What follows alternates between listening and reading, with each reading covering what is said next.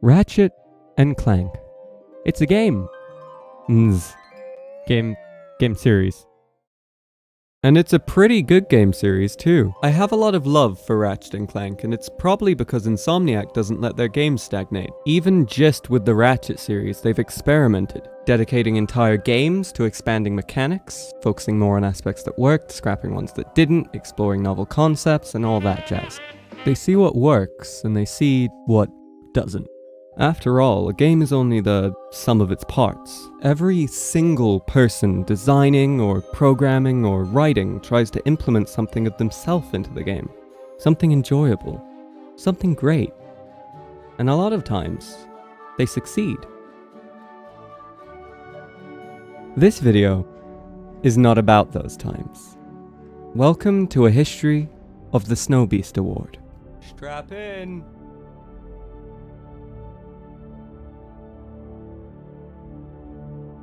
I'm sure if you're watching this, which is likely, you probably already know what this award is. But if you don't, and you're wondering, what the hickety heck does this have to do with my Spidey-Mans game? It's relevant, I promise, you just need some background. According to Tony Garcia, the Snowbeast Award is given to an employee of Insomniac after the release of a game. For creating the worst thing that had actually shipped in the game. And he should know. He's worked on a number of Ratchet and Clank games, and after all, I won the inaugural Snowbeast Award. So how did this award come to be? What did Tony do to deserve it? And please, oh god, why did he do it? In order to answer these questions, we're going to have to take a look at Ratchet and Clank Going Commando. A level in this game features a scavenger hunt on the frozen planet Grelbin. Tony made this himself, from scratch. It's a pretty standard scavenger hunt. You want some moonstones? This planet has them, but it's also inhabited by Yetis. Or, as they were known before the game released, Snowbeasts. Oh, you see where this is going? These creatures were genetically manufactured to try and kill the predators on this planet, but instead ended up just trying to kill everything. Which is similar to what happened here with Tony's creation. Instead of trying to kill Ratchet, the character, they instead attempt to murder your real-life patients. This level is generally considered to be one of the least enjoyable in the game. This opinion doesn't come from just players either. Whenever we would get somebody new who worked at Insomniac, they would invariably go back and play Ratchet and Clank Going Commando. And I would always know when they got to this level because they would come into work angry. And they would be like, who the hell is responsible for those goddamn Snowbeasts? And I would have to say, well, it was me. I did those goddamn Snowbeasts. But how did this near-universal hatred turn into a tradition? And when are we going to talk about Spider-Man? The answer to one of those questions is Nathan Fouts of Mommy's Best Games. He created both the physical award and the rules that govern it. It literally would not exist without him, so you should check him out. He makes cool games. Now, I know this because I did research, and I did research because I'm extra. I got in contact with Chief Technical Officer Sean McCabe, who was ridiculously helpful with all my dumb questions. He recounts that in 2004, shortly after Nathan was hired, he went to lunch with the gameplay programming team. He mentioned that he thought the Snowbeasts were the cheapest enemy in any game ever. There was an awkward silence, which Tony Garcia broke by sheepishly saying, I did that. Well, it was me. I did those goddamn Snowbeasts. Nathan was so mortified he resolved to make good on it, so he made a papier-mâché Snowbeast and gave it to Tony. And so began the tradition of the Snowbeast Award. Tony remembers this origin slightly differently. Nathan Fouts. He thought it was hilarious that everybody was calling me out. And giving you tons of shit. Brilliant man. Nicest guys. Great guy. Hands down. Shortly after I got in contact with Sean, he made a tweet saying that the Snowbeast Award for the Spider-Man game would be announced in the week of E3. Which is absolutely fantastic, because I can't think of a better use of E3 than publicly shaming devs. In case you're somehow very lost, this is an award for the worst feature in that game. I'm gonna speculate on what that winner might be, but I'm getting ahead of myself. We have 15 years of Snowbeast history to catch up on, and I'm gonna tell you if I think they deserved it. I timestamped each part, by the way. Yes. Ratchet and Clank 3 was the first game in the series that I played. It was loud, it was fast-paced, and its sense of humor was so in your face that I'm surprised I didn't catch on when I was a kid. My daughter tells me you're a man who's good with his hands, Ratchet. Sir, I swear I never... The Snowbeast award winner in this game, the Vulcan turret, is, in my opinion, just as frustrating as the original Snowbeast. But unlike the original, it doesn't make people create dozens of forum posts saying how much they hate it. I think a key reason it doesn't bother people as much is its scarcity. You don't really face a lot of these at once. These turrets are only found in the battlefield levels, thank God, such as the ones on Tyrannosis and Iridia. I think they're so annoying for a similar reason to the original Snowbeast. Here's Mike's theory on why the Snowbeast was so frustrating. Damn you, Snowbeast. So, I think I can tell you why people find the Snowbeast frustrating. Their pre-attack animation is too short. Whenever an enemy is going to attack you, especially a melee enemy, they have to rear back, wait a second, and then come in and hit you. When they pull their arm back, they're asking you a question. They're saying, what are you going to do in response to the fact that I am going to attack you? Their pre-attack is about 1/4 of a second long, and our normal pre-attack length was about a second. So the fact that they're everywhere, they also can come up behind you, and they have no appreciable pre-attack animation. It would kind of make them feel like they're cheap. But they're not cheap. This is very similar to Tony's explanation of the problem with the turrets. They have this arc where they're coming at you at a certain speed, and then at the last possible minute, they change their path and come at you in a different way. So your timing, like you're getting hammered by them. Oh, fuck. You have this timing in your head about when they're going to arrive, and then at the last possible moment, that switches on you. Even the slightest adjustment to that sort of subconscious processing of when things are going to arrive and hit you can really mess with your head. So, while the Snowbeast is always unfair because they're unpredictable and they breed like goddamn rabbits, the turret does have a rhythm, even if the visuals don't sync. I learned to ignore my instincts and dodge slightly later than my brain told me to, and I stopped getting hit. Do I really think the turret deserves the Snowbeast for that? Goddamn yeah I do. It adds a layer of difficulty, which isn't necessarily bad, but it's counterintuitive difficulty. I'm fighting my own instincts, not the enemy. Which would be cool as heck in some kind of mindfuck Psychomantis-esque boss fight, but in a battlefield, it works against the logic that all the other enemies abide by. So yeah, I think this deserved the Snowbeast. Ratchet Deadlocked was an experiment. Not only did Insomniac want to explore darker themes in the Ratchet series, but almost all of the levels were dedicated to the battlefields and challenges of previous games. The premise was that an Annihilation Nation-esque game show had kidnapped Ratchet and was forcing him to compete. It was the arena battles on crack and it was glorious. Fan opinion of this game varies, and yeah, I'm sort of glad the series didn't skew this way permanently, but it was a fun spin-off. The Snowbeast for this game wasn't the constantly dipping frame rate, nor the hoverbike. Even though it really should have been. In fact, when I saw Insect Samurai, What? What the hell is Insect? The wiki said it might have been the Eviscerator, one of the game's bosses. I messaged Moo, the recipient of this game's Snowbeast award, to ask if that was the case. He said it wasn't, but he couldn't find any pictures or even any mention of the actual Insect Samurai online, which was my experience too. It's not even listed in the in-game stats showing all the enemies you've killed. I had a quick panic attack, thinking I'd been Mandela affected into some cruel, sick, alternate universe. The cold sweat running down my face, taunting me, letting me know I could never go back. I'd never exist in the same universe as Insect Samurai again. I was trapped, stranded, forgotten. But then I played some Deadlocked, and it was right fucking there. I sent him this beautiful collage to verify, and he said that this was it. A side note, but I found it in the art book, listed as unused artwork, which is ridiculous because this enemy won a war. So the third Snowbeast went to Moo Yu for the Insect Samurai. But do I think this deserves the Snowbeast?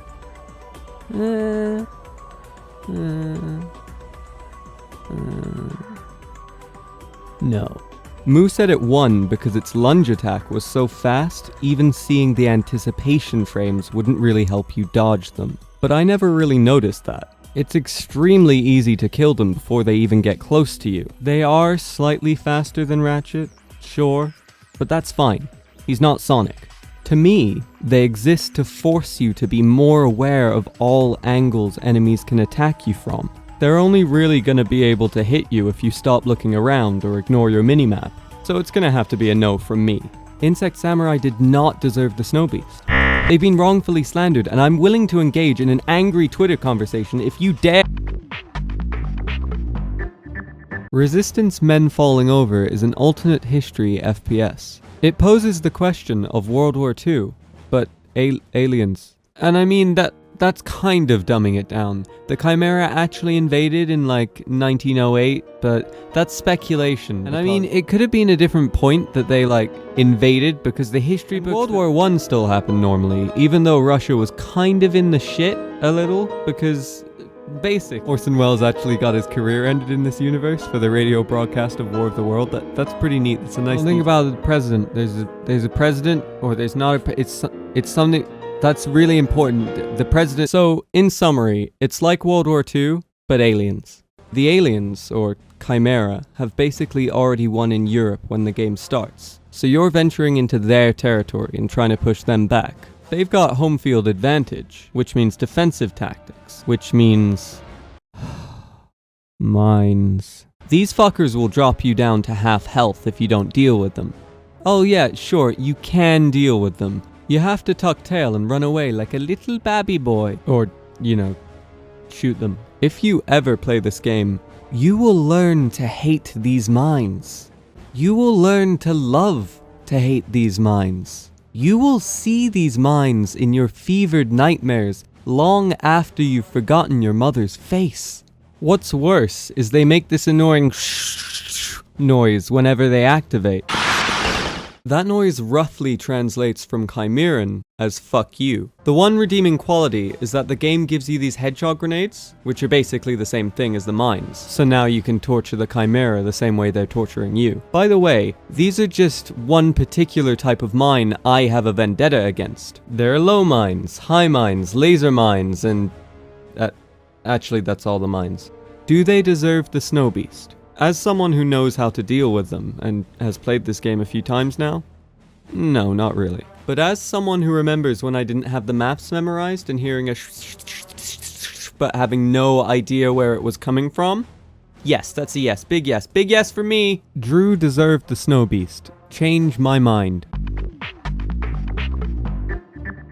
Ratchet and Clank Tools of Destruction was the first PS3 game in the series, and it marks a clear departure from the previous titles. The future series is probably the closest you'll ever get to playing an animated family movie. A lot of people use that as a criticism, but honestly, I love it. This game looks gorgeous, keeps just about every integral aspect of a Ratchet and Clank game, and the quality of the writing has improved drastically. While some people are quite critical of the new direction that the series took, I think what it loses in subtlety, it makes up for in cohesion. The Snowbeast award winner for this game is actually the boss, so spoilers ahead if you haven't played it.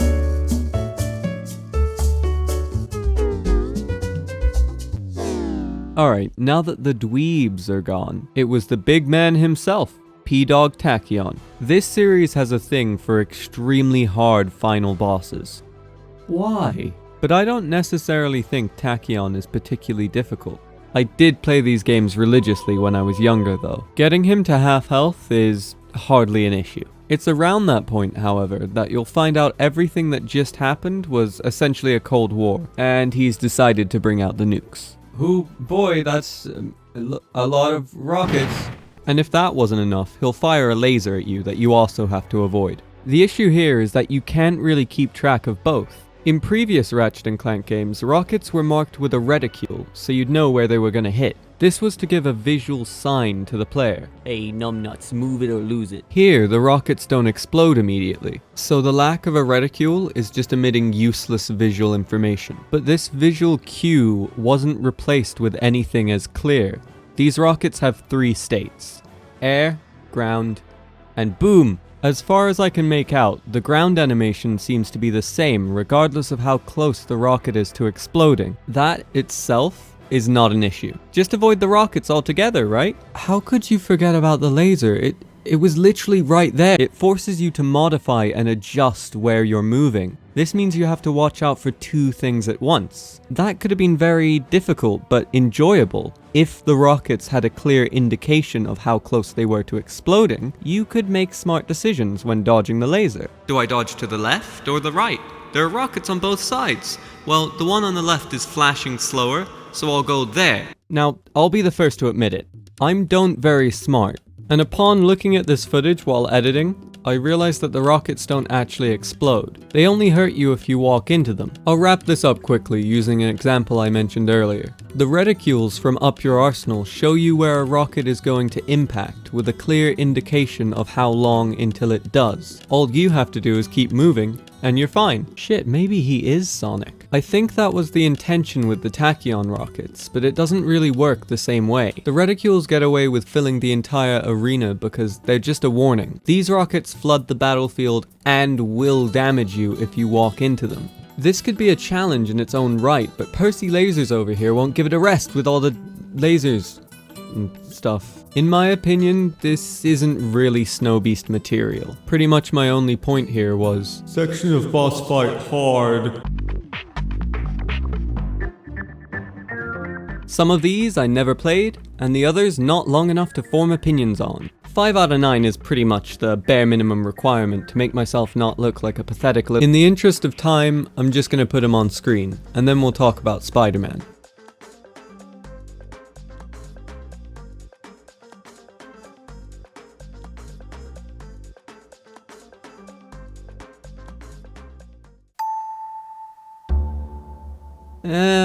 I don't know. Probably Screwball. Yeah, pretty much. But don't you feel caught up for when it's actually announced? What are you going to charge me with? I didn't actually do anything. He has a point. For a spider-based hero, I'm really starting to hate the web.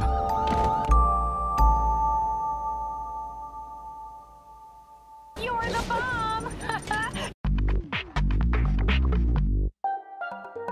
The Snowbeast Award is an amazing tradition and a great honor. This level is not shitty. Like I said, I won awards for this level. You won awards, which are given to the shittiest thing in the game. No. Okay, maybe a dubious honor, but its meaning shouldn't be misunderstood. The point of it isn't to look at someone's work and say it's bad. Okay, well, it's kind of exactly that. Let me rephrase. The Snowbeast isn't there so we can point at a dev and tell them that they are bad. Developers work on so many features in a game, of course one of them's gonna suck. To explain my point, it would be best to go back to the very first Snowbeast Award. Before Tony Garcia spoke about the award on the commentary, he had a preface, and I think it makes an extremely important point. So here's what it comes down to. There were things that came up during the development of this level, and the person who was originally scheduled to do this planet wasn't able to complete it. And so they said, hey, Tony doesn't have enough work. Tony's only doing like a third of the levels in this game. They said, well, we got to give this level to somebody to take care of it and finish it because we can't cut the level. Just so you guys know out there, Tony's being humble. They gave it to Tony because they knew somebody had to code these things in 3 days. And they needed somebody who could code something reasonable in 3 days. I'm not going to work with somebody else's stuff. I'm going to delete it all and start from scratch. 3 days to put this level together. This huge level. I mean, there's a lot of stuff going on. With all brand new enemies. Tony had 3 days and started from scratch. In game development, there is a mountain of work to do and not very much time to do it in. It's easy to cherry pick a bad feature when someone has added countless features to a massive project, but it's similarly just as easy to pick out at least a dozen good additions for every bad one. The Snowbeast Award isn't there to pretend the good features don't exist. It's simply there to make light of when things don't go exactly to plan. To me, the Snowbeast shows an unwillingness to sweep criticism under the rug, instead taking ownership of mistakes. Nobody's perfect, so why not make a joke about something that went wrong? And if you're still salty about Grelbin and the Yetis, Tony Garcia has a message for you. For everybody that has any complaints about this level, I'd like to see you do better in 3 days. Do you really think you could? Uh-oh. Oh no! Did we crash? We crashed! It crashed in my level. Yeah, no, okay, I take it all back. Tony Garcia deserves the Snowbeast. He didn't even work on Spider-Man. Just give it to him.